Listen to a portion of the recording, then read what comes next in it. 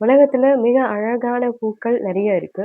அதுல ரோஜாவ நம்ம முதன்மையா சொல்லுவோம். ஏன்னா, அதோடைய பேட்டர்ன், அதோட ஸ்மெல் அதெல்லாம் அவ்ளோ நல்லாருக்கும். நம்ம பார்த்துக்கிட்டே இருக்கலாம். நம்ம ஸ்மெல் பண்ணிக்கிட்டே இருக்கலாம். அப்படிங்கிற மாதிரி இருக்கும். அதே மாதிரி தான் உலகத்திலேயே மிக அழகான பூக்கள், மிக விந்தையான விஷயங்கள கொண்டிருக்கிற பூக்கள் எங்க இருக்கு அப்படின்னா, நம்ம கண்டுக்கவே கண்டுக்காத, தேவையே இல்லன்னு ஒதுக்குற பூண்டு செடிகள்ல, வீட்ஸ்ல. ஸோ அத்தன பல விஷயங்கள் அந்த பூக்கள்ல ஒளிஞ்சிருக்கு அப்படிங்கிறத, அத பத்தி அத பார்க்குறவங்க, அத உற்று நோக்குறவங்க, அத ஆராய்ச்சி பண்றவங்களுக்கு தெரியும். அதே மாதிரி தான் ஒவ்வொரு உயிரினத்திலயுமே மிக முக்கியமான அடிப்படையான விஷயம் செல்கள். இந்த செல்கள் மிக முக்கியமா தாவர செல்கள், பிளான்ட் செல்ஸ் எப்படி தன்னோட ஃப்ரெண்ட் யாரு, தன்னோட யாரு, வெளியிலேருந்து ஒரு விஷயம் வருது அப்படின்னா, பிளான்ட்டுக்கு வெளியிலேருந்து ஒரு விஷயம் வருது அப்படின்னா, அது தன்னோட ஃப்ரெண்டா, தன்னோட எனிமியா அப்படிங்கிறத அது எப்படி கண்டுபிடிக்குது? அத பத்தி தான் நான் இன்னைக்கு ஷேர் பண்ண போறேன். இந்த பிளான்ட் செல்ஸ்ல அதனுடைய பிளாஸ்மா மெம்பரேன்ல லைசின் எம் அப்படிங்கிற ஒரு ரிசெப்டார் இருக்குது. அது என்ன பண்ணும் அப்படின்னா, வெளியிலேருந்து வரவங்க ஃப்ரெண்டா, ஃபோவா அப்படிங்கிறத சென்ஸ் பண்ணுவாங்க first of all. For example ஒரு ஃபங்கை வருது. அது சைட்டின் மாலிக்யூல வந்து வெளிய விடுது. இந்த சைட்டின் மாலிக்யூல் வந்து லைசினம சென்ஸ் பண்ண முடியும்.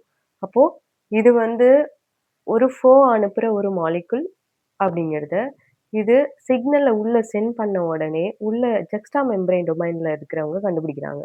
கண்டுபிடிச்சு, இவங்க நம்மளுடைய இவங்கள உள்ள விடக்கூடாது அப்படின்னு அங்கேயே அவங்கள நிறுத்திடுறாங்க. இதே பிளான்ட் செல்ஸ் அதாவது லெக்யூம் பிளான்ட்ஸ்லலாம் வந்து பார்த்தோம் அப்படின்னா, நைட்ரஜன ஃபிக்ஸ் பண்ணி அந்த தாவரத்துக்கு தேவையான நைட்ரஜன குடுக்குறது ரைசோபியம் பாக்டீரியம். இந்த ரைசோபியம் பாக்டீரியம் வரப்போ, அதுவும் இதே மாதிரியான ஒரு சைட்டின் மாலிக்யூல தான் வெளிய விடுது. அது பேரு நாட் ஃபேக்டர்.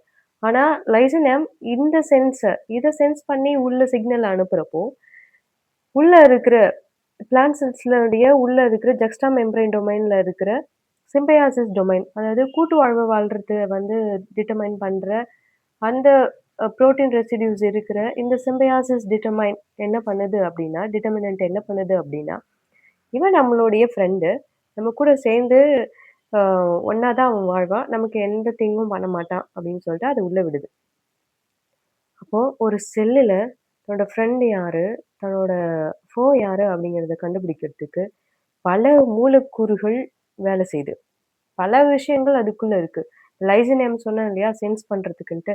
இந்த லைசின் மோட்டிஃப் இந்த மோட்டிஃப்குள்ள மட்டுமே 40 அமினோ ஆசிட்ஸ் இருக்கு. ஸோ இந்த சிம்பயாசிஸ் டிட்டர்மினன்ட் இருக்கு இல்லையா? ஸோ அதுக்குள்ள 2 அமினோ ஆசிட் ரெசிடியூஸ் இருக்கு. அதுதான் முக்கியமா ஆ ஃப்ரெண்ட் யாரு, யாருன்றத மிக முக்கியமா ஃப்ரெண்ட் யாரு அப்படிங்கிறத டிட்டர்மைன் பண்ற ஒரு ஒரு விஷயம் அது. ஸோ அப்போ ஒரு செல்லுக்குள்ள தனக்கு வெளியிலேருந்து வரவங்க யாரு? அவங்கள வந்து உள்ள விடலாமா? விடக்கூடாதா? ஃப்ரெண்டா? ஃபோவா? இதெல்லாம் கண்டுபிடிக்கிற எத்தன விஷயங்கள் நடக்குது.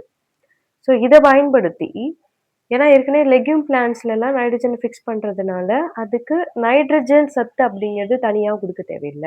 ஆனா, இந்தியாவுல நெறைய கோதுமை, ரைஸ் தான் நம்ம சாப்பிடுறோம் அப்படிங்கிறப்போ, இந்த பிளான்ட்ஸ்லலாம் இந்த நைட்ரஜன ஃபிக்ஸ் பண்ற ரைசோபியம் பாக்டீரியம் அத வந்து அதுக்குள்ள வளர விடுறதில்ல. ஸோ அதுக்கான விஷயங்கள் இந்த கோதுமை, ரைஸ்க்குள்ள இல்ல. ஆனா இந்த விஷயத்த இதுக்குள்ள இன்கார்ப்பரேட் பண்ண முடியும் அப்படிங்கிற மாதிரியான ஆய்வுகள் பார்லியில நிகழ்த்தப்பட்டிருக்கு சமீபத்தில. ஸோ இத பயன்படுத்தி அப்போ யூரியா புரொடக்ஷன் பில்லியன் கணக்குல நம்ம செலவு பண்ற அ யூரியா புரொடக்ஷன் அப்படிங்கிறது இல்லாம பண்ண முடியும். அது மட்டும் இல்லாம, இந்த யூரியாவால வர பொல்யூஷனையும் நம்ம தடுக்க முடியும் அப்படிங்கிற விஷயங்கள்லாம் இருக்கு. ஸோ அதெல்லாம் ஒரு புறம் இருந்தாலும், ஒரு சின்ன சின்ன ஒரு சின்னோண்டு செல்லுக்குள்ள எத்தன விதமான செயல்கள் நடந்துட்டுருக்கு அப்படிங்கிறது, மிக ஆச்சரியமான, விந்தையான விஷயம். ஸோ ஒரு சின்ன செல்லுக்குள்ள மட்டுமே இந்த இயற்கை உலகத்தால எத்தன விஷயங்கள் செய்ய முடியும் அப்படின்னா, நம்மளுடைய உடம்புக்குள்ள பல விஷயங்கள ஒவ்வொரு செகண்டும் இந்த இயற்கையான உலகம் அப்படிங்கிறது, இல்ல இந்த பரிணாம வளர்ச்சி அப்படிங்கிறது வந்து நிகழ்த்திக் கொண்டே இருக்கு.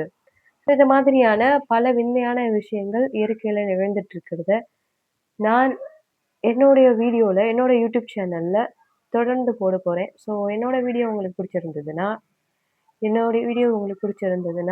லைக் பண்ணுங்க, ஷேர் பண்ணுங்க. Thank you.